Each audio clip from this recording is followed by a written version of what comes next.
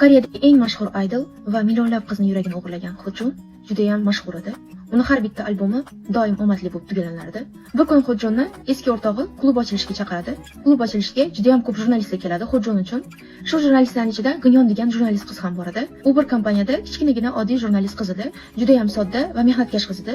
Gunyon Seulga bir chet shahardan kelgan bo'ladi.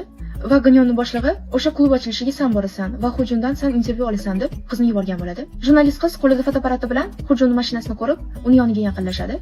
O'shanda ular birinchi marta to'qnash kelib qolishadi. Biroz o'tib klub ochilishi boshlanganda Gunyon sherigi bilan o'tirib, "Men Hojundan intervyu olishim kerak, nima bo'lgan taqdirda ham. Bo'lmasa boshliq meni ishdan haydab yuboradi" deb aytardi.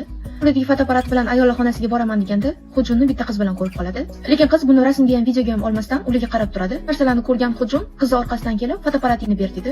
Qiz "Men hech nima olmadim" desa ham, qizdan fotoapparatni tortib oladi va uni sindiradi. Gunyon esa ichganidan zo'rg'a turganidan bolani krossovkasiga qaytib qo'yadi. Idol esa jahli chiqib, "Bunaqa bezbet qilsan, kechirim so'ra" desa, qiz kechirim so'raydi. Va qiz unga qarab, "Siz meni fotoapparatimni sindirdingiz. Mana siz ham kechirim so'rashingiz kerak" deganda, Hojun qizga qarab, "Men fotoapparatingni pulini to'layman, lekin kechirim so'ramayman" deydi. Buni eshitgan sodda qiz birinchi indamay turadi, lekin jahli chiqib ketganda Hojun orqasidan chiqib, oyog'idagi tuflini Hojunga qarab otadi. Oyoq kiyim esa to'g'ridan-to'g'ri Hojunning boshiga borib uriladi.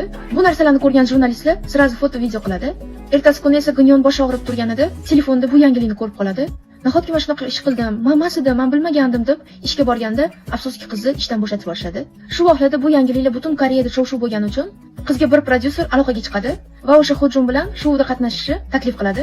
Bu daraman davomini men Telegram kanalimga tashlayman. Agar sizga komediya melodrama janri yoqsa, bu drama aynan siz uchun.